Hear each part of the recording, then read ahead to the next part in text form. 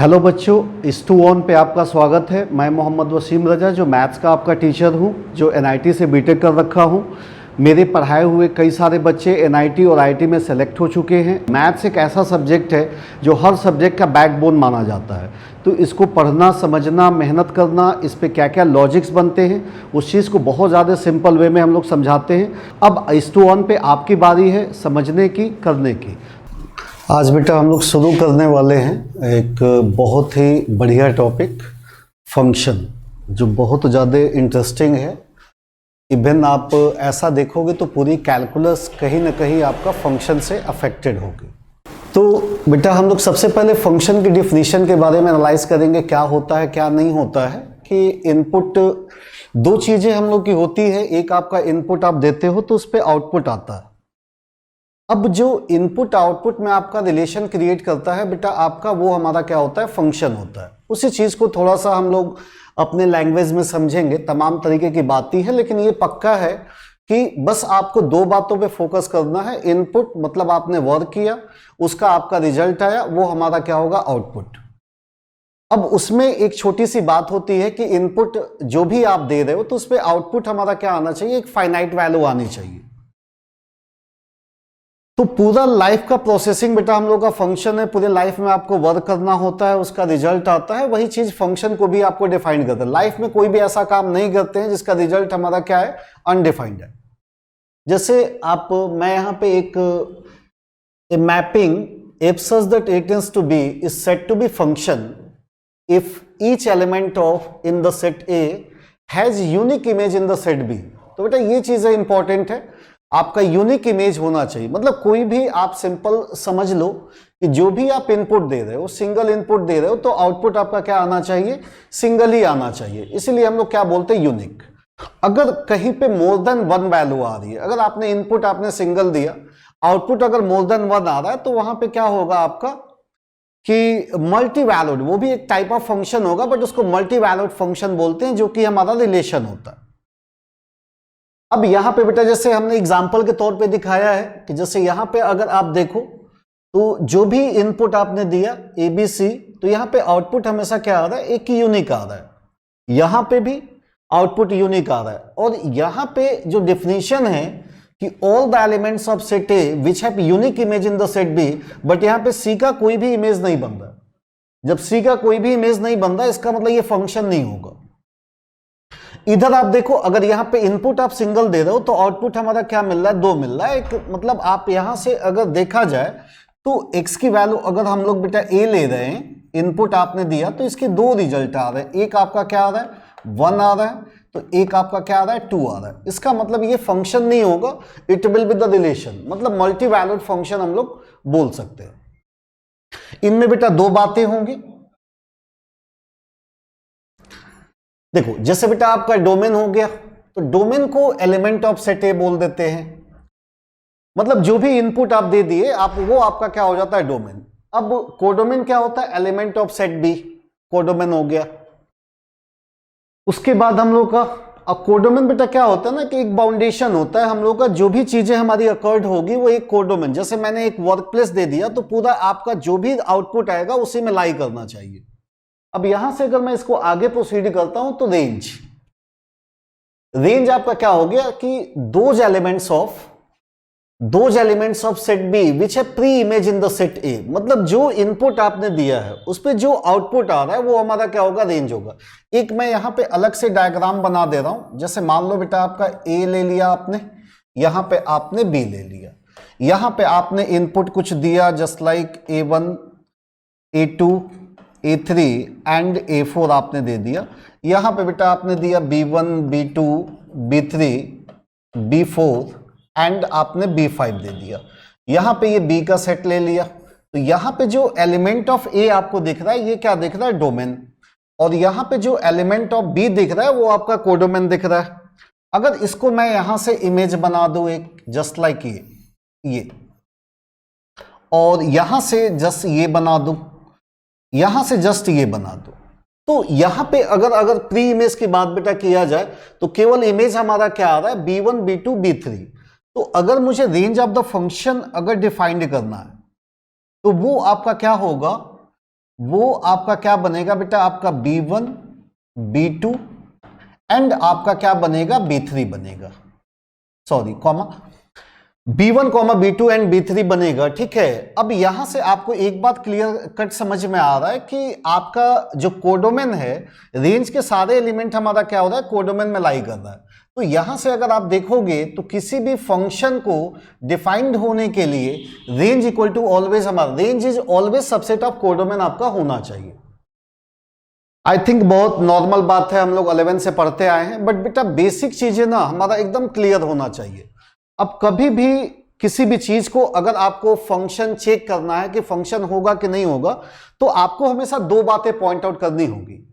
एक तो आपका इमेज जो होना चाहिए वो यूनिक बनना चाहिए, और दूसरा जो रेंज होगा वो ऑलवेज हमारा सबसेट ऑफ कोडोमेन होगा। अगर ये दोनों कंडीशन फुलफिल हो रही है, इसका मतलब it will be a function, otherwise not a function, relation होगा। ओके, एक एग्जांपल बेटा मैं लेता हूं इसका।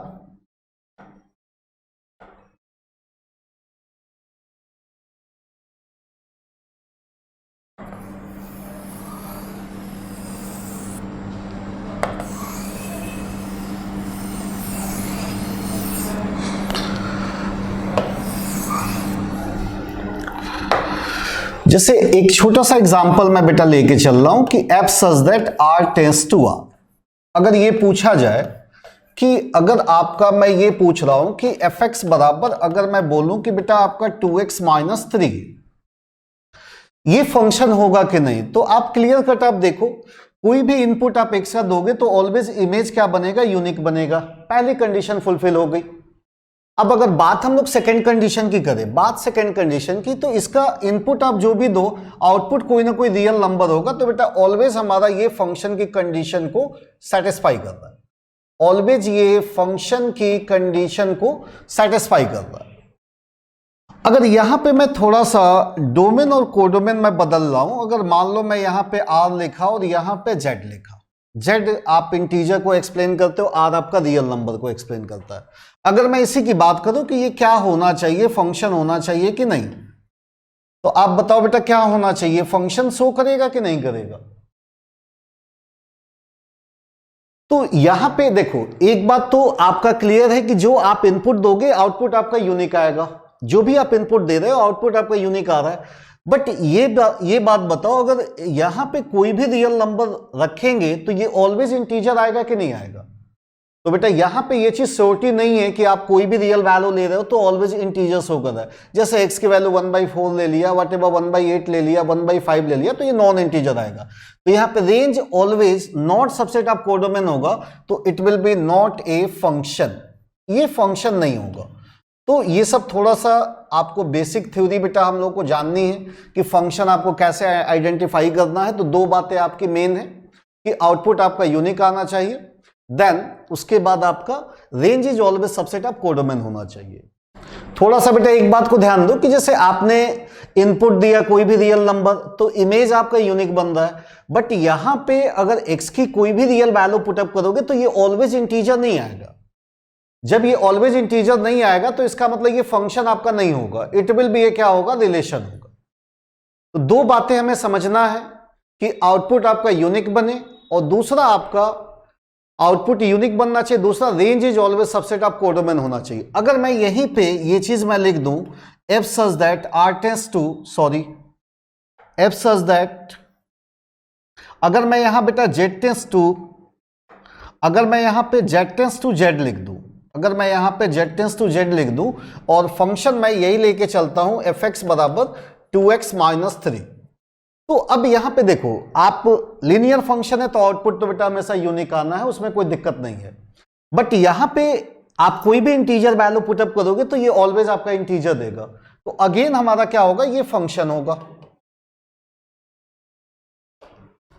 बट अगर मैं यहां पे ये लिख दूं बेटा आपका f such that z tends to n, तो अब यहां पे देखो कोडोमेन क्या हुआ, हमारा नेचुरल नंबर हुआ, यहां पे डोमेन क्या हुआ, इंटीजर हुआ।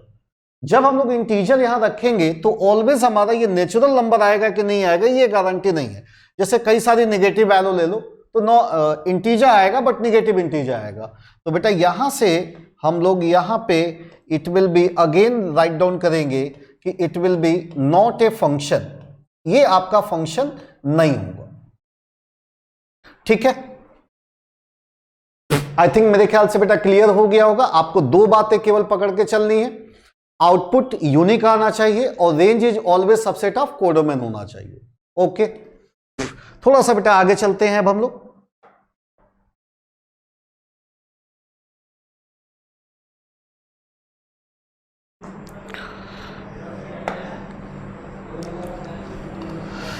बेटा थोड़ा सा यहाँ पे हम लोग जैसे आगे चल के स्टडी करना है, थोड़ा सा मैंने यहाँ पे पैराबोला के बारे में, क्वाड्रेटिक इक्वेशन के बारे में थोड़ा सा कॉन्सेप्ट समझाना है मुझे।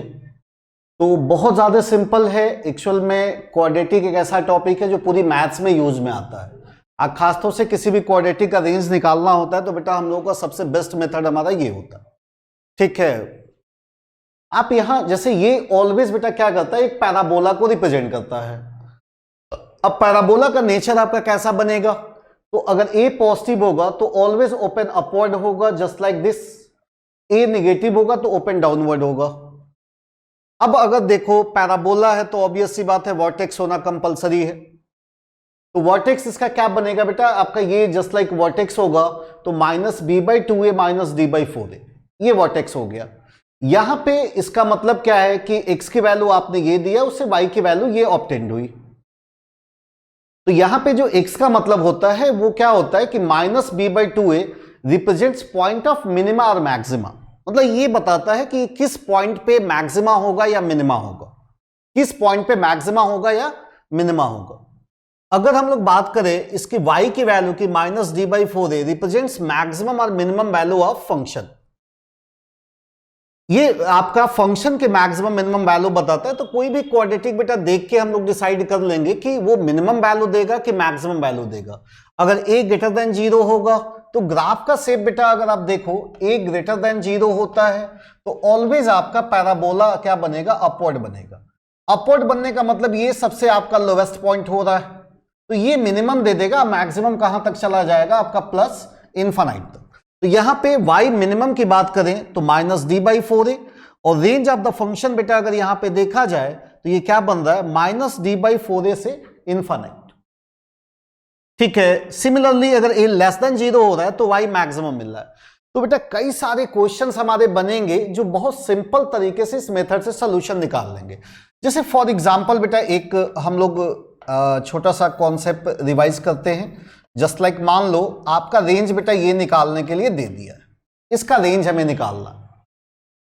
देखो डोमेन और रेंज, इनपुट आपका डोमेन होता है, आउटपुट आपका रेंज होता है। जो भी डिपेंडेंट वेरिएबल है वो आपका रेंज होगा, जो भी इंडिपेंडेंट वेरिएबल है वो आपका डोमेन होगा। आप जानते हो x में चेंज करोगे तो y चेंज होगा। ठीक है, रूट लगा हुआ है। सबसे पहले आप क्या करोगे बेटा, जो अंदर की बात है इसका हम लोग रेंज निकालेंगे। यहां पे अगर देखो तो a बराबर 1 है, मीन्स a की वैल्यू पॉजिटिव है, तो y मिनिमम देगा, ये पक्का है। तो y मिनिमम बेटा हम लोग निकाल लें, क्या बनेगा -d। d मतलब बेटा क्या है, डिस्क्रिमिनेंट है। तो यहां पे माइनस साइन d 1 - 4 अपॉन में आपका क्या बना 4, मतलब ये बेटा कितना आ रहा है 3/4। तो इसकी मिनिमम वैल्यू 3/4 आ गई। तो इसको हम लोग ऐसे लिख सकते हैं कि its value will be x² plus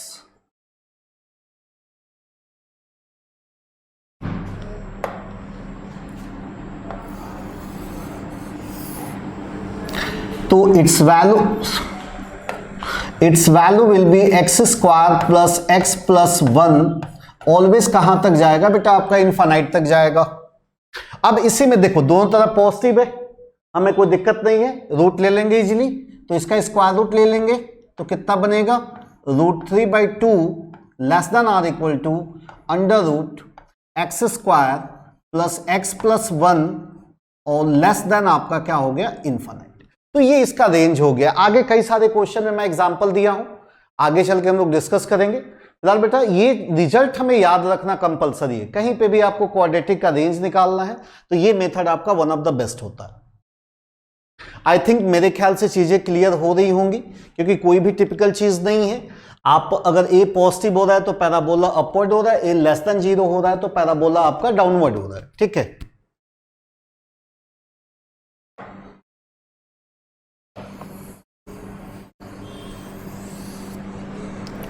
अब बेटा नेक्स्ट आगे बढ़ते हैं।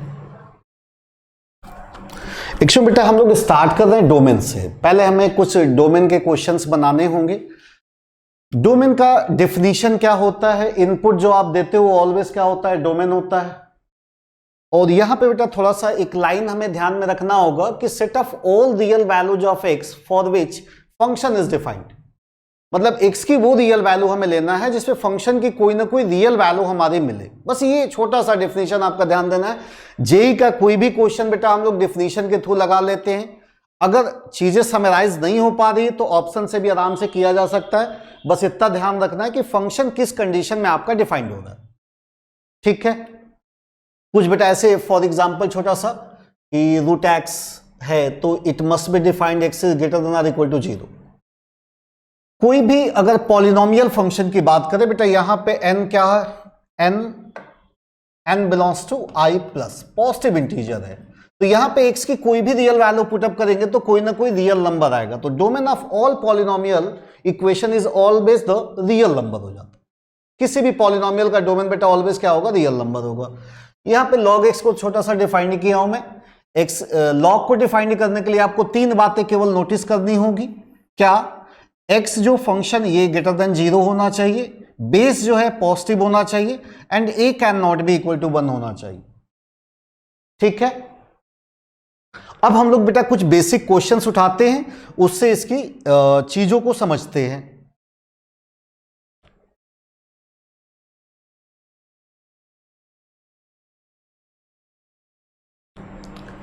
जैसे बेटा एक छोटा सा एग्जांपल है, आपको ये इसका डोमेन बताना है। बहुत ज्यादा सिंपल है चीज।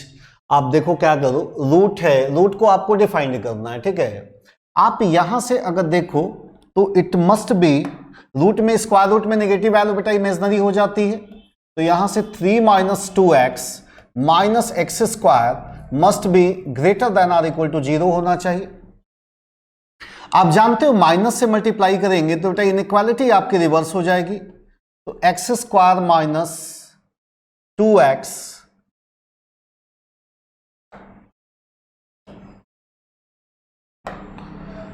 एक्स स्क्वायर प्लस 2x और -3 आपका क्या होगा, लेस देन और इक्वल टू 0।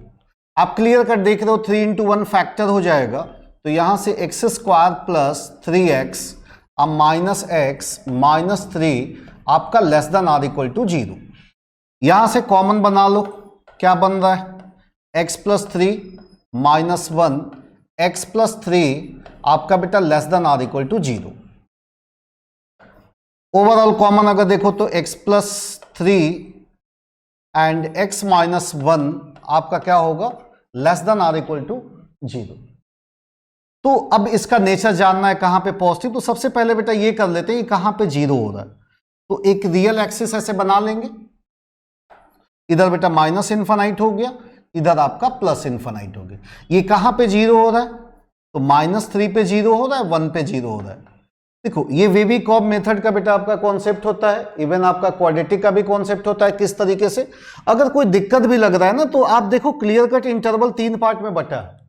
इंटरवल 3 पार्ट में बटा है। एक 1 से कोई भी बड़ी वैल्यू ले लो तो ये भी प्लस देगा, ये भी प्लस देगा, तो प्लस को प्लस से मल्टीप्लाई करेंगे तो ये ऑलवेज पॉजिटिव साइन आ जाएगा। इधर -3 और 1 के बीच में कोई भी 0 ले लेते हैं, ये प्लस होगा, ये माइनस होगा, तो रिजल्टेंट आपका बेटा अगेन नेगेटिव आएगा।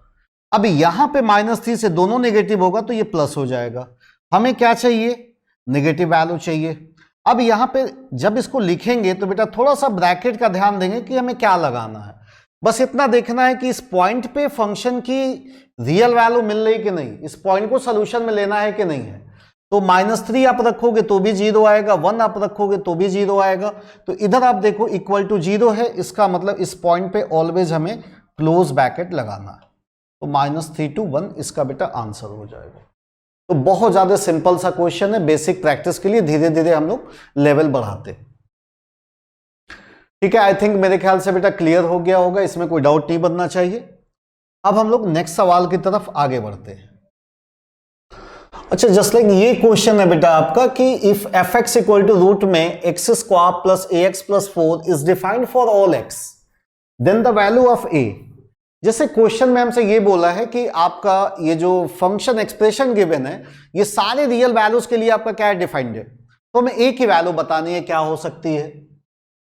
आप देखो जो बेसिक कैलकुलेशन है आपका वो क्या होगा, x square plus a x अब plus 4 is greater than or equal to 0। इतना बेटा आपने कैलकुलेशन कर लिया। अब हमें ए की वैल्यू निकालनी है। अब इसमें थोड़ा सा आपको बैक में जाना पड़ेगा समझने के लिए। आप सिंपल सोचो ये कैसा इक्वेशन है, क्वाड्रेटिक है। कैसा इक्वेशन है, क्वाड्रेटिक है। इसकी वैल्यू ऑलवेज हमारा क्या बता रहा है, पॉजिटिव बता रहा है। अब इसकी वैल्यू ऑलवेज पॉजिटिव बताने का मतलब बेटा यहां पे क्या कंक्लूजन आपको निकलेगा, आप देखो यहां पे एक्स स्क्वायर का कोएफिशिएंट क्या है, पॉजिटिव है। ए क्या है आपका, ग्रेटर देन 0 है। तो इसका मतलब पॉजिटिव होने का मतलब बेटा ग्राफ ऑलवेज क्या बनेगा, अपवर्ड बनेगा। तो देखो ग्राफ और एक्स एक्सिस से कोई रिलेशन नहीं है, ग्राफ और एक्स एक्सिस से आपका कोई रिलेशन नहीं है। इसका मतलब कोई भी रियल रूट आपको नहीं मिलेगा। और जब कोई रियल रूट नहीं मिलेगा इसका मतलब आपका इट मस्ट बी, जो डिस्क्रिमिनेंट होगा इट मस्ट बी क्या होना चाहिए, लेस देन 0। यहां पे D less than or equal to 0, क्योंकि बेटा यहां पे इक्वल टू 0 की भी बात है। तो जब भी इस टाइप की कंडीशन आप बनती है, एक छोटा सा डायग्राम बना के देख लो, ऑलवेज पॉजिटिव या ऑलवेज नेगेटिव किस कंडीशन में अकर होगा। तो यहां पे बेटा हमें क्या करना होगा, डी आपका क्या होना चाहिए, less than or equal to 0, जो आपका डिस्क्रिमिनेंट होगा।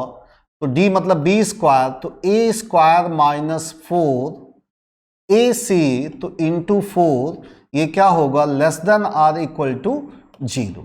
इसको बेटा आप क्लियर कट फैक्टर कर लो या मॉडुलस की प्रॉपर्टी लेके लगा लो, वो अपनी मर्जी है किस तरीके से हम लोग सॉल्व कर रहे हैं। इसको नंबर लाइन पे बेटा प्लॉट करेंगे तो फाइनली कंक्लूड करेंगे तो ए बिलोंग्स टू आपका क्या आना चाहिए, -4 टू +4। तो ये छोटा सा एक कॉन्सेप्चुअल क्वेश्चन है। आप ध्यान देना क्वाड्रेटिक का बहुत ज़्यादा यूज होता है हर जगह, चाहे मैक्सिमा मिनिमा हो, इवन इस टाइप के क्वेश्चन हो। कभी भी अगर इसका सिंगल नेचर आ रहा है, ऑलवेज पॉजिटिव या ऑलवेज नेगेटिव, इसका मतलब ग्राफ अपवर्ड या डाउनवर्ड आपका बनना। तो रूट्स अगर कुछ भी नहीं मिल रहा है तो डी आपका लेस देन 0 कर दोगे। ठीक है, ये बेटा अच्छे से क्लियर कर लेना, इस कॉन्सेप्ट का यूज बहुत ज्यादा होता है।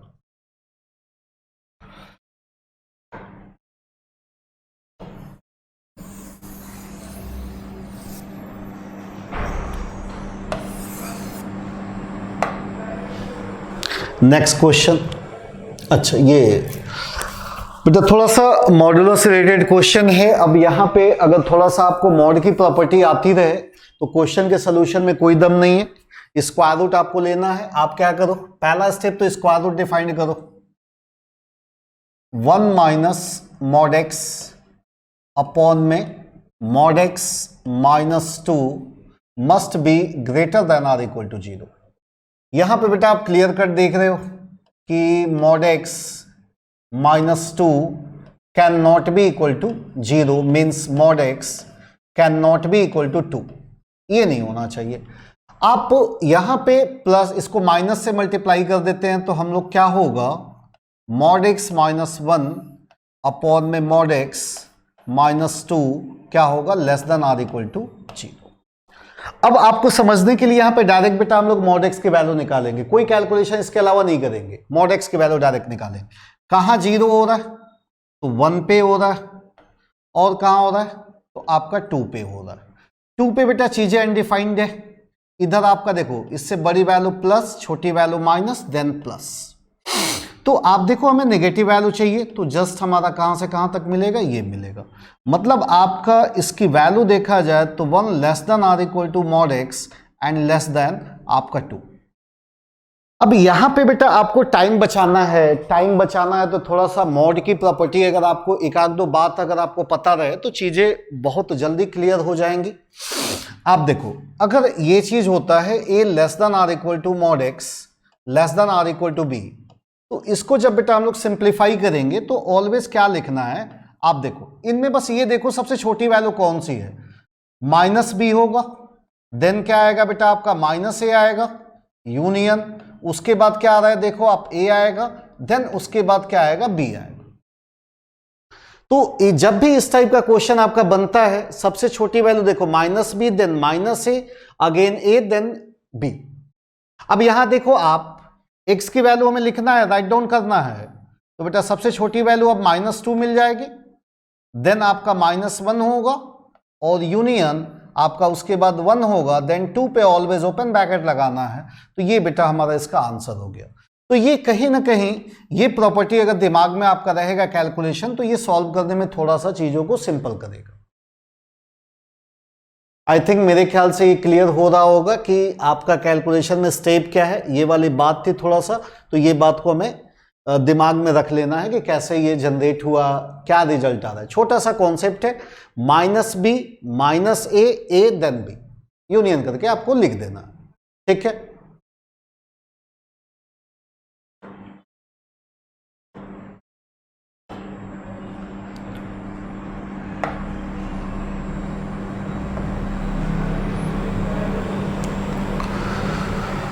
Find the domain of fx equal to 1 upon √1 plus 2 sin x। Basic calculation step होगा आपका।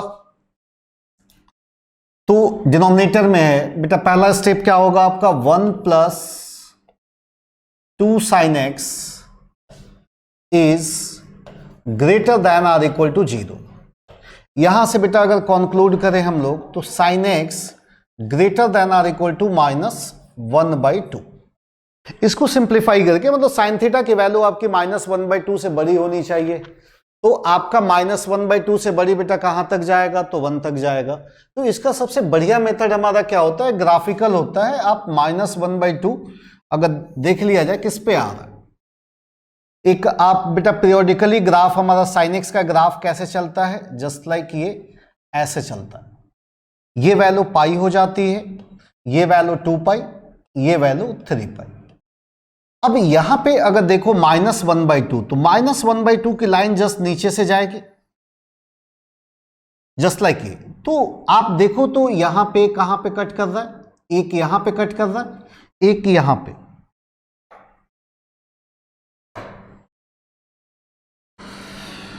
एक यहां पे कट किया बेटा हम लोग का, और एक आपका यहां पे कट किया।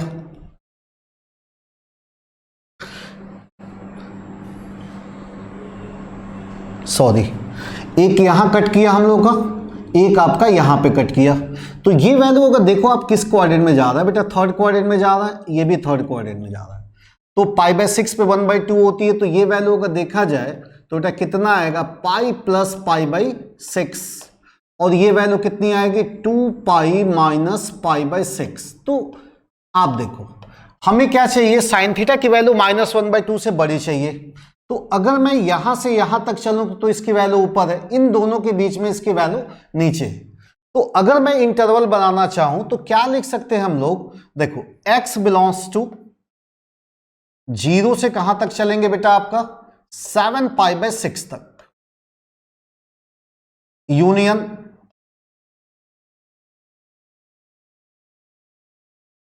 2π - π/6, 11π/6 से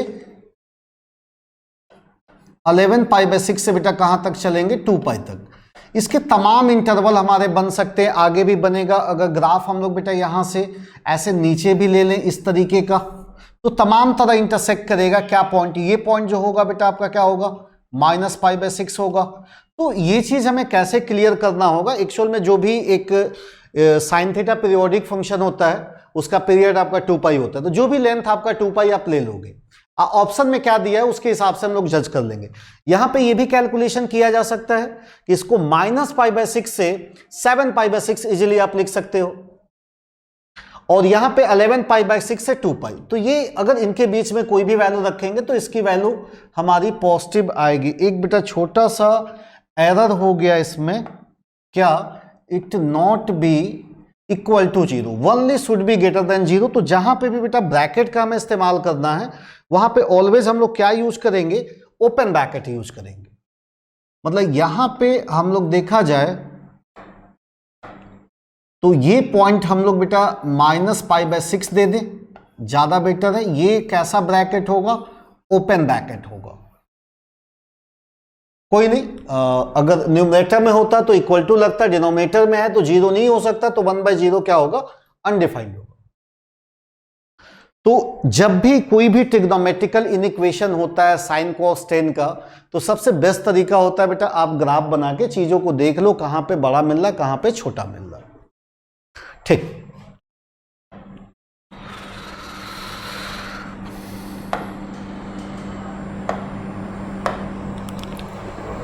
नेक्स्ट क्वेश्चन बेटा देखते हैं। अच्छा, ये एक बेटा छोटा सा सवाल है।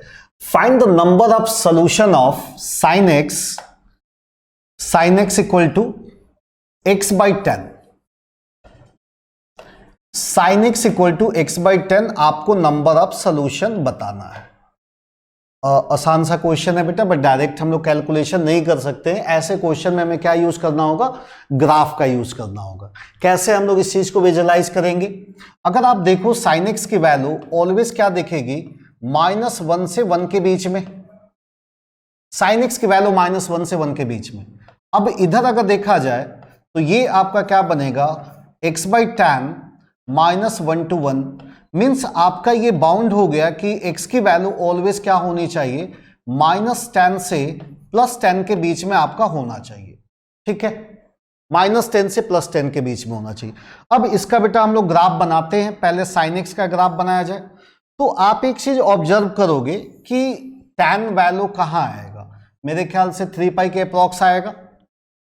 इधर ये चीज बेटा ऐसे गया और यहां पे आपका 3π हो गया। ठीक है, 3π, 0। सिमिलर बेटा में नीचे लेके चलना होगा।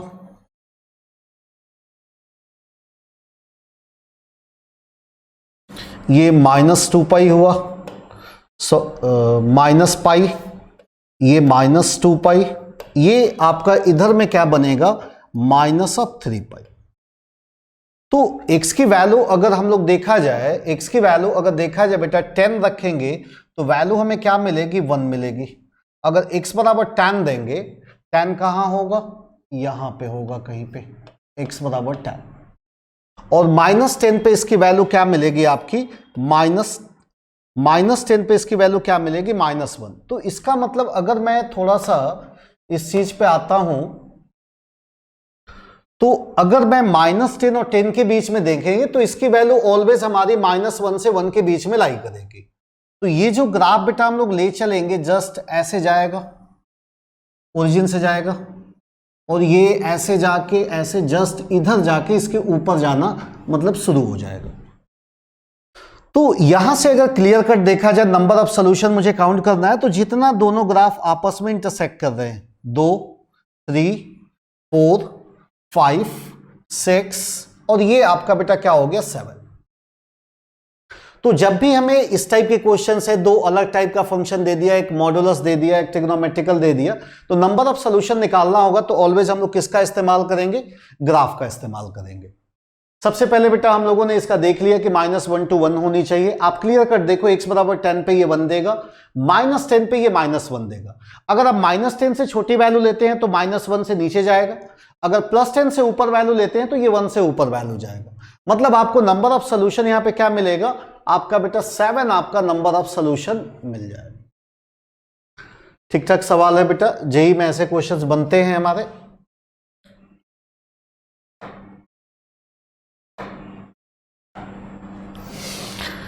नेक्स्ट क्वेश्चन, हाँ ये भी बेटा बहुत सिंपल सा क्वेश्चन है डोमेन का। क्या दिया? स्क्वायर रूट दिया है। तो बेसिक कंडीशन आप समझ गए हो कि हमें करना क्या है। Cos inverse x minus sine inverse x is greater than or equal to 0। कई सारे तरीका है बेटा इसको बनाने का, ग्राफ बना के भी लगा सकते हैं, लेकिन इसको ज्यादा बेटर पड़ेगा कि आप कुछ रिलेशन यूज करके बना लो, ग्राफ की कहीं जरूरत नहीं पड़ेगी यहां पे। अब बेटा एक रिलेशन मुझे पता है कि sine inverse x plus cos inverse x equal to always क्या होता है? π/2। तो एक काम करते हैं, साइन इनवर्स x को in terms of cos inverse x लिख देते हैं। तो बेटा यहां से अगर आप देखो cos inverse x greater than or equal to π/2 minus cos inverse x, ठीक है। तो यहां से अगर आप देखो 2 cos inverse x is greater than or equal to π/2 means cos inverse x is always greater than or equal to π/4। तो इसमें भी बेटा कई बच्चे आपका गलती करने की पॉसिबिलिटी होती है, क्योंकि जब आप इस टाइप के क्वेश्चंस बनाते हो तो आपने दिमाग में क्या चलता है कि x is greater then cos π/4। तो जब भी कोई भी ऑपरेटिंग फंक्शन हो, आइदर लॉग हो या ट्रिग्नोमेट्रिकल फंक्शन हो, जब भी आप ट्रांसफर कर रहे हो किसी फंक्शन को राइट में, तो उसका नेचर बेटा आप देख लो एक बार, कैसा इंक्रीजिंग है डिक्रीजिंग है। अगर आपको नेचर के बारे में भी आइडिया नहीं है, क्या कैलकुलेशन है, तो आप ये सोचो कि इसका रेंज हमारा cos इनवर्स x का क्या होता है, तो 0 से पाई होता है रेंज। तो इसको बेटा हम लोग अगर देखा जाए तो ये π/4 से बड़ी वैल्यू cos इनवर्स x कहां तक जाएगा, या पाई तक जाएगा। अब यहां पे थोड़ा गलती करने की पॉसिबिलिटी कम हो गई, क्योंकि दोनों तरफ cos आप ऑपरेट करोगे, cos ऑपरेट करोगे तो बेटा cos 45 क्या होगा, 1/√2 होगा, और यहां पे cos पाई क्या होगा, -1 होगा। तो ऑटोमेटिकली आपको दिखेगा कि 1/√2 -1 से बड़ा होगा, 1/√2 आपका -1 से बड़ा होगा, तो इनइक्वालिटी ऑटोमेटिकली आपको चेंज कर देनी है। अब इसका रीजन क्या है, क्योंकि बेटा nature of the function decreasing होने की वजह से इनइक्वालिटी के साइन में चेंज आ जाता है। तो जब भी कोई ऑपरेटिंग फंक्शन अगर आप ट्रांसफर करना है राइट में, इनइक्वालिटी आप सॉल्व कर रहे हो, तो वहां पे नेचर ऑफ द फंक्शन देखना जरूरी है। अगर नेचर इंक्रीजिंग होता है तो इनइक्वालिटी के साइन में कोई चेंज नहीं, नेचर डिक्रीजिंग होता है तो इनइक्वालिटी के साइन में इनइक्वालिटी का साइन हम लोग क्या कर देंगे, चेंज कर देंगे। तो छोटा सवाल है बट थोड़ा कॉन्सेप्चुअल है। तो बेटा इसका डोमेन क्या होगा, x बिलोंग्स टू -1 से 1/√2, ये आपका इसका डोमेन हो गया फाइनली। आई थिंक मेरे ख्याल से क्लियर हो गया होगा।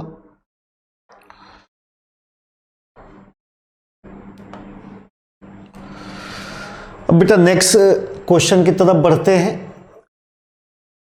एक क्वेश्चन बेटा आप लोगों के लिए होमवर्क रहेगा, ये घर से आप ट्राई कर लेना, नहीं आएगा तो फिर मैं नेक्स्ट क्लास में डिस्कस कर दूंगा। ये थोड़ा सा लॉग का इसमें बात है, इसको कर लेते हैं हम लोग, 1-2 लॉग के क्वेश्चन लगा ले। बहुत ज्यादा आपका सिंपल है, बस इतना समझ लो कि लॉग को आपको डिफाइंड करने आना चाहिए। लॉग का कॉन्सेप्ट क्या होता है, आप 1 मिनट बेटा यहां पे थोड़ा सा हम लोग लिख लें। यहां पे अगर मान लो कोई फंक्शन है यहां पे fx और gx, तो fx ऑलवेज क्या होना चाहिए, ग्रेटर देन 0, gx क्या होना चाहिए, ऑलवेज ग्रेटर देन 0, बट आपका gx यहां पे 1 के बराबर नहीं होना चाहिए, gx यहां पे 1 के बराबर नहीं होना चाहिए।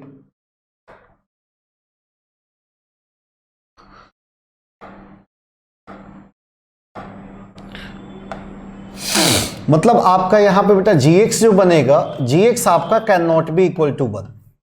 एक छोटी सी प्रॉपर्टी लॉग की समझ लेना, अगर log x बेस a होता है तो log x base a equal to b होता है, तो x इक्वल टू आपका क्या लिखते हैं हम लोग, a power b, x equal to a power b लिखते हैं। अगर यही कोई इन इक्वेशन हम लोग सॉल्व कर रहे हैं, a के बारे में कोई आइडिया नहीं है, x is log x base a greater than b हो गया फॉर एग्जाम्पल, तो बेटा इसमें 2 बातें होंगी। बेस अगर 0 से 1 के बीच में होगा तो आपको ध्यान रखना है कि बेस अगर 0 से 1 के बीच में होता है तो इसका नेचर आपका डिक्रीजिंग हो जाता है, इनइक्वालिटी का साइन रिवर्स हो जाता है। मतलब इसको क्या लिखेंगे, अगर ग्रेटर देन है तो x is less then a power b लिखेंगे। अब यहाँ पे बेस अगर ग्रेटर देन 1 हो गया तो नेचर इंक्रीजिंग हो गया, तो हम लोग यहाँ पे क्या लिखेंगे, x is greater then a power b। तो बेटा ये सब प्रॉपर्टी लगा के हम लोग क्वेश्चन क्या करेंगे, इसको सॉल्व करेंगे। सबसे पहले जैसा कि क्वेश्चन में आपका बोला है, आपका स्टेप क्या होगा, अंडर रूट है, तो log 0.4 x माइनस 1 अपॉन में x plus 5 is greater than or equal to 0। अब बेटा ये रूट को आपने डिफाइंड कर लेगा, अब हमारा यहाँ पे लॉग को डिफाइन करना है, तो बेस देखो 0 से बड़ा है, 1 नहीं है, इसका मतलब जो fx है इट शुड बी पॉजिटिव। तो x माइनस 1 अपॉन में x प्लस 5 बेटा ऑलवेज क्या होना चाहिए, ग्रेटर देन 0। इसको तो यही हम लोग निकाल लेते हैं, ये हमने प्लॉट कर लिया, माइनस इन्फानाइट और प्लस इन्फानाइट, ठीक है। इधर आपने बेटा कहाँ 0 हो रहा है, -5 पे, ये 1 पे। 1 से बड़ी वैल्यू आप रखोगे तो पॉजिटिव देगा, देन नेगेटिव देगा, अगेन आपका पॉजिटिव देगा। अगर इसमें थोड़ा सा ध्यान दिया जाए, पॉजिटिव वैल्यू चाहिए तो बेटा एक आपको क्या मिलेगा, जस्ट इधर, और इधर हम लोग देखेंगे तो ऑलवेज क्या मिलेगा, आपको इधर मिलेगा, ठीक है। अब इसको सॉल्व करना है, देखो आप इसको राइट में शिफ्ट करना है, तो यहां पे सबसे पहले आप बेस देखोगे, तो बेस यहां पे क्या है, 0.4 है, मतलब आपका 0 से 1 के बीच में लाई कर रहा है। तो इनइक्वालिटी हम लोग को क्या करना होगा, रिवर्स करना होगा। x minus 1 upon x plus 5 is less than or equal to 0.4 power 0, और 0.4 पावर 0 बेटा क्या होता है, 1। अब यहां पे देखो एक छोटा सा क्वेश्चन क्रिएट होता है कि आप क्रॉस मल्टीप्लाई कर सकते हो कि नहीं, तो बिल्कुल नहीं कर सकते हो आप। कभी भी क्रॉस करने के अपने टर्म्स एंड कंडीशंस होते हैं। अगर आपको नहीं समझ में आ रहा है कि हमें क्रॉस करना चाहिए कि नहीं करना चाहिए, तो हम लोग क्रॉस करेंगे ही नहीं। हम लोग कैसे सॉल्व करेंगे इसको, x माइनस 1 अपॉन में x प्लस 5 माइनस 1 राइट में ले आएंगे बेटा, less than or equal, LCM लिया, x कैंसिल आउट हो गया, अब -6 अपॉन में x प्लस 5 आ गया, ये less than or equal to 0। यहां पे आप चाहो तो यहीं पे डायरेक्ट आप माइनस से मल्टीप्लाई कर लो या डायरेक्ट रख लो, माइनस इन्फानाइट प्लस इन्फानाइट। इधर आप देखो -5 पे 0 हो रहा है, -5 से बड़ी वैल्यू ये पूरा पॉजिटिव, बट माइनस से मल्टीप्लाई कर दिया तो ये नेगेटिव। इधर आपका बेटा क्या आ गया, पॉजिटिव। तो हमें क्या चाहिए, आपका नेगेटिव वैल्यू चाहिए। अब हमें क्या करना होगा, दोनों का इंटरसेक्शन लेना होगा। तो दोनों को एक सिंगल लाइन पे आप प्लॉट कर दो सिंपल तरीके से। ये बेटा -5 हो गया, और इधर -5 से आपने क्या लिया, छोटी वैल्यू लिया, इधर आपका 1 हो गया, इधर 1 से आपने क्या लिया, बड़ी वैल्यू ले लिया, ठीक है। आपका दूसरा इनइक्वेशन क्या कह रहा है कि -5 से बड़ी वैल्यू, तो जस्ट बेटा यही जा रहा है। इसका मतलब अगर इंटरसेक्शन पॉइंट अगर देखा जाए कॉमन पॉइंट, तो ये क्या निकलेगा, x बिलोंग्स टू 1 से इनफाइनाइट।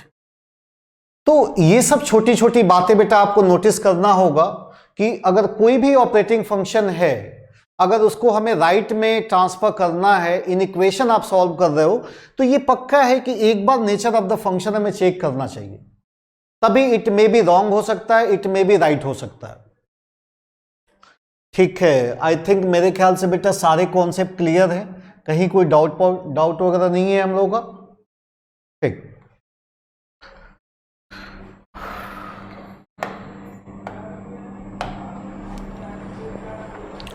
नेक्स्ट क्वेश्चन में बेटा आते हैं हम लोग। ये एक छोटा सा इनइक्वेशन टाइप से दे दिया है बेटा आपका। तो पहले तो हम लोग जो बेसिक कंडीशन है इसको डिफाइंड कर लेंगे। आपका x² माइनस 1 क्या होना चाहिए, ग्रेटर दैन 0, ये चीज। इधर x बेटा क्या होना चाहिए, greater than 0, and x can not be equal to 1, x की वैल्यू 1 नहीं होना चाहिए। अब यहां पे जैसे क्या है कि ये चीज हमारा यहां पे, इसको बेटा सॉल्व कर लेंगे। अगर थोड़ा सा ये क्या बनेगा, -1 अब +1, तो इधर प्लस हो गया, इधर माइनस हो गया, इधर प्लस हो गया, तो इधर आपका रिजल्ट ये मिल रहा है, इधर रिजल्ट आपका ये मिल रहा है। इसमें इनइक्वालिटी सॉल्व करना है, बेस वेरिएबल है, तो हमें क्या करना पड़ेगा, केस 1 ले लेते हैं। फर्स्ट थिंग्स कि x की वैल्यू अगर 0 से 1 के बीच में लाई कर रही है, x की वैल्यू आपकी 0 से 1 के बीच में लाई कर रही है, तो आप रिवर्स ले जाओगे, नेचर डिक्रीजिंग है, तो इनइक्वालिटी आपको बदलना ही है। तो x² minus 1 less than or equal to x power 0, तो x² less than or equal to आपका बेटा क्या बना, 2। तो अगर यहां पे मैं मॉड x ले लूं, तो mod x less than or equal to बेटा क्या बनेगा, √2। तो यहां से क्लियर कट अगर आप देखोगे तो इसकी वैल्यू ऑलवेज -√2 से +√2 आपका लाई करेगा। तो यहां पे जो कंडीशन आपने लिया है वो 0 से x की वैल्यू 0 से 1 होनी चाहिए, और x की वैल्यू 0 से 1, इसका जो आपका कॉन्सेप्ट बन रहा है -√2 से +√2 के बीच में आ रहा है।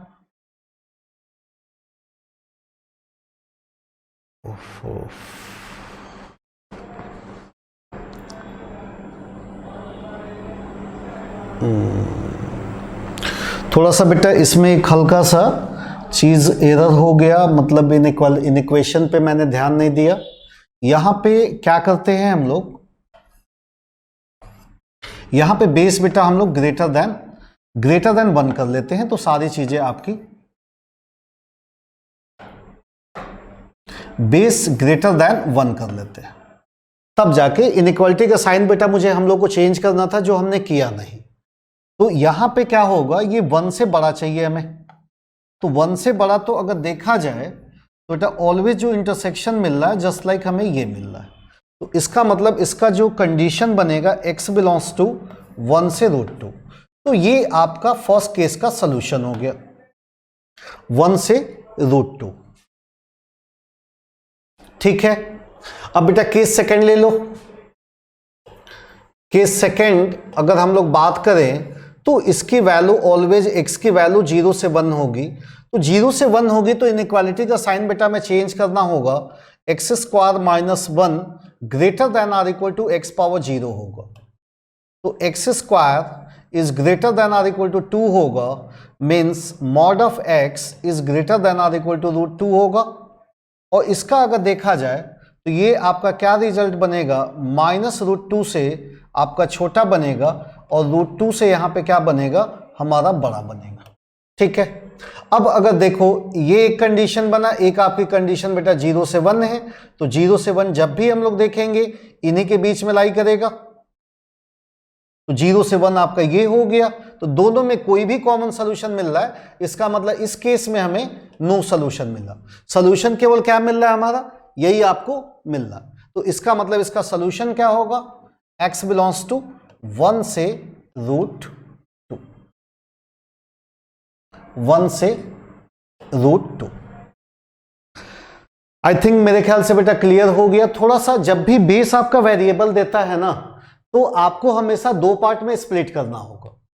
2 पार्ट में क्या स्प्लिट, एक की वैल्यू 1 से ज्यादा हो सकती है, एक वैल्यू 0 से 1। अभी जस्ट पीछे हमने बताया था कि अगर बेस आपका 0 से 1 होगा तो इनइक्वालिटी के साइन में आपका क्या आएगा, चेंज आएगा। तो यही चीज थोड़ा सा नोटिस करना है, बाकी कोई सिंपल सा सवाल है, कोई दिक्कत नहीं है।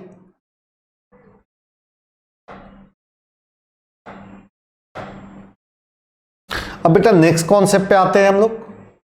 ये क्वेश्चन आप लोग खुद बनाना है, log x - 4 x² - 11x + 24। थोड़ा सा बेटा हम लोग यहां पे ग्रेटेस्ट इंटीजर x की बात करेंगे, क्या है क्या नहीं है। तो देखो पहली चीज तो जैसे आप मॉड के बारे में पढ़ते हो कि मॉड के अंदर कोई भी इनपुट डाला तो आउटपुट आपका पॉजिटिव निकलेगा, उसी तरह इंटीजर के बारे में आपका दिमाग जो चलेगा वो क्या, कि कोई भी रियल वैल्यू आप इनपुट डालोगे तो आउटपुट हमेशा क्या आएगा, इंटीजर आएगा, ऑलवेज इंटीजर आना है। पहली चीज ये क्लियर होना चाहिए कि इनपुट आप कोई भी दो, आउटपुट इंटीजर आना है। उसके बाद दूसरा चीज हमारा क्या होगा कि वैल्यू इंटीजर तो आएगी, बट कैसे इंटीजर आएगी, देखो it is the integral part of x but which is nearest and smallest values of x. मतलब जो भी वैल्यू इंटीजर आएगी वो आइदर एक्स के इक्वल हो सकती है या तो एक्स से हमारा क्या आएगा, छोटा आएगा।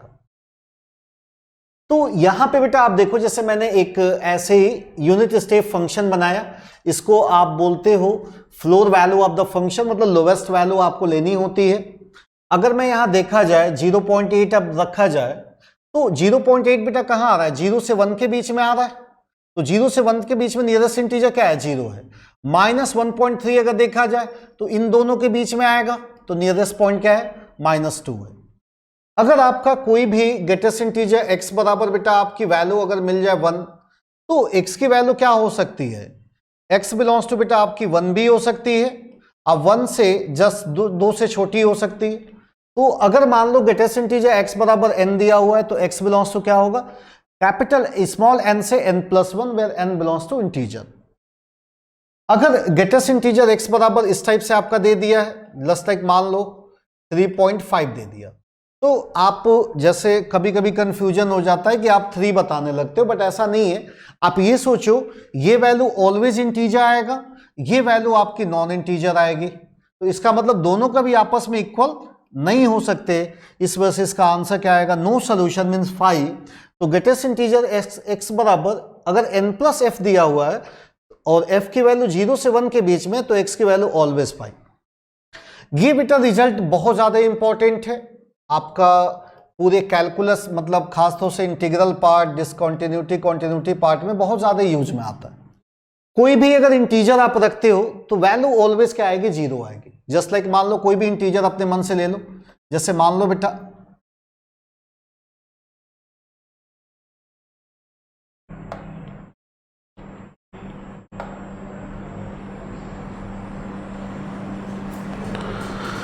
कोई भी अगर इंटीजर वैल्यू आप ले लो, जैसे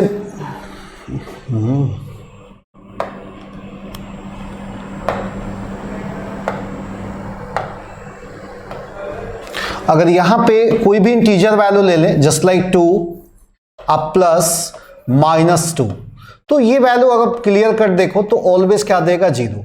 अगर कोई भी नॉन इंटीजर ले लें, जस्ट लाइक 2.5 ले लें, तो 2.5 अब प्लस माइनस ऑफ 2.5, ये ऑलवेज आप देखो बेटा ये value nearest and smallest integer 2, ये नजदीक और छोटा इंटीजर 3, तो ये वैल्यू ऑलवेज क्या आएगा, -1।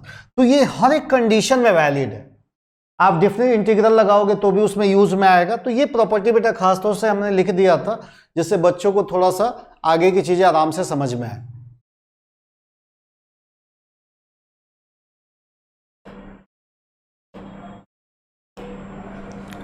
नेक्स्ट पॉइंट बेटा देखते हैं हम लोग, फ्रैक्शनल एक्स। फ्रैक्शनल एक्स का लिखने का बेटा तरीका जस्ट हमारा ये बनता है, इसका रेंज आपका फिक्स है कि ऑलवेज 0 से 1 के बीच में लाई करता है। फ्रैक्शनल एक्स का जो इंडिकेशन है वो ऑलवेज क्या लिखते हैं, x minus greatest integer x. यहां से क्लियर है बेटा कि ग्रेटेस्ट इंटीजर एक्स जो होता है always less than or equal to x होता है। ग्रेटेस्ट इंटीजर एक्स आपका always less than or equal to x होगा।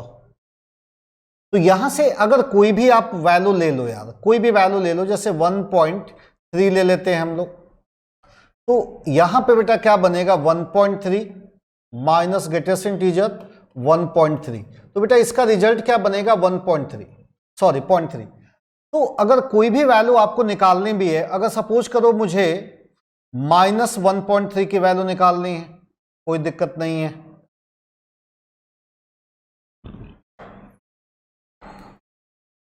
-1.3 की वैल्यू बेटा हम लोगों को निकालनी है, तो -1.3 यहां रखा, अब माइनस ग्रेटेस्ट इंटीजर -1.3, तो ये वैल्यू आपको कितनी आ जाएगी, -1.3 अब -2 अब +2 हो जाएगा, मतलब वैल्यू आपको मिलेगी बेटा 0.7। तो कोई भी अगर आपका कॉन्सेप्ट बनाना है या फॉर्मूला प्रूफ करना है या किसी पर्टिकुलर एक्स के प्लेस पे -x रखना है, तो आप मेनली क्या करो, ओरिजिनल फंक्शन में आप यहां पे पुटअप करो, और उससे आपका ग्रेटेस्ट इंटीजर के बारे में आपको आइडिया है, रिजल्ट आपका क्लियर हो जाएगा। अच्छा, यहां पे बेटा आपका कोई भी इंटीजर वैल्यू अगर हम लोग पुटअप कर दे इस फॉर्मूले में, जैसे फ्रैक्शनल आई अगर हम लोग ले लें, तो ये ऑलवेज आपका क्या बनेगा, i माइनस आई बनेगा, तो ये वैल्यू ऑलवेज हमारी क्या होगी, 0। तो यहां पे देखो दो बातें मैंने लिखा, एक फ्रैक्शनल एक्स है तो इसकी वैल्यू 0 से 1 है, उस पर आप ग्रेटेस्ट इंटीजर ले लो तो ऑलवेज 0। अगर आपका यहां पे ग्रेटेस्ट इंटीजर लगा है, यहां पे बताने का मतलब बेटा ये है कि अगर आपका यहां पे फ्रैक्शनल, अगर यहां पे मैं ग्रेटेस्ट इंटीजर लगा दूं, ठीक है, तो इसका जो आउटपुट आएगा ये वैल्यू ऑलवेज इंटीजर देगा, मतलब इसका रिजल्ट भी ऑलवेज क्या होगा, 0। और इसमें कोई भी इंटीजर वैल्यू ऐड करो या सब्ट्रैक्ट करो, ऑलवेज हमारा क्या होगा, फ्रैक्शनल एक्स के बराबर होगा। आप यहां से आराम से देख सकते हो, अगर मैं फ्रैक्शनल एक्स प्लस आई ले लूं, तो आपको कुछ करना नहीं है, ओरिजिनल फॉर्मूले में जाना है, आप यहां से एक्स प्लस आई किए, अब minus greatest integer x plus i. आप जानते हो ग्रेटेस्ट इंटीजर से इंटीजर को बाहर निकाल देते, ये ऑलवेज क्या हो जाता है, कैंसिलेशन हो जाता है। अगेन आपका बेटा ये क्या आ जाता है, फ्रैक्शनल एक्स आ जाता है। ठीक है, अगर कोई भी नॉर्मल इन इक्वेशन आपका बेटा दिया हुआ है, आइदर फ्रैक्शनल एक्स बराबर एफ दिया है, तो आप इंटीजर आप ऐड कर सकते हो, सबट्रैक्ट कर सकते हो। अगर यहां से फ्रैक्शनल एक्स ग्रेटर देन, अगर बेटा आपका एफ दिया हुआ है, आपको सॉल्व करना है, तो ये ग्रेटर देन क्या, ग्रेटर देन 0, सॉरी, अगर fractional x greater than f दिया हुआ है तो एक्स इज ऑलवेज हम लोग greater than n plus f हम लोग लिख सकते हैं। तो जब भी आप कोई इन इक्वेशन भी सॉल्व करते हो, नॉर्मल इक्वल टू बराबर भी लिखना होता है एक्स की वैल्यू, तो ऑलवेज आप क्या कर दोगे, इंटीजर उसमें ऐड कर दोगे। नेक्स्ट बात देखते हैं बेटा हम लोग। आई थिंक मेरे ख्याल से बेटा आज का लेक्चर बहुत ज़्यादा मतलब बेसिक से हमने स्टार्ट किया था, सारी चीज़ों को क्लियर करने की कोशिश किया हूँ। आई थिंक आपके दिमाग में बन भी गया होगा। अब धीरे धीरे चीज़ें थोड़ा सा कॉम्प्लेक्स होती जाएंगी, तो हमेशा आप डिफिनीशन और थोड़ा सा बेसिक बातों को लेके चलना है, कैसे कैलकुलेशन हमें सॉल्व करना है, कैसे नहीं करना है, कहाँ पे इनइक्वालिटी रिवर्स करनी है, कहाँ पे नहीं करनी है, इस बात का खास ध्यान देना है। कोई भी ऑपरेटिंग फंक्शन है, अगर राइट में आप ट्रांसफर कर रहे हो, अगर इनइक्वेशन है तो सबसे पहले आप चेक कर लो उसका नेचर कैसा है। चेक करने का तरीका बेटा अच्छे से आपको मालूम है। आप क्या करते हो, डेरिवेटिव निकाल लेते हो, अगर ये पॉजिटिव आता है तो इसका मतलब नेचर इंक्रीजिंग हो गया, अगर एफ डैश एक्स आपका बेटा नेगेटिव आता है तो इसका नेचर आपका डिक्रीजिंग हो गया। डिक्रीजिंग में क्या होता है कि इनइक्वालिटी का साइन चेंज हो जाती है, क्योंकि जैसे जैसे इनपुट आप बढ़ाते हो आउटपुट हमारा कम होते जाता है। तो आज के लिए बेटा इतना ही, बाकी हम लोग डिस्कस करेंगे नेक्स्ट क्लास में। ओके, थैंक यू बेटा। On is to on, study is always on. Concepts के बेहतर रियलाइजेशन के लिए इज टू ऑन पर बने रहिए।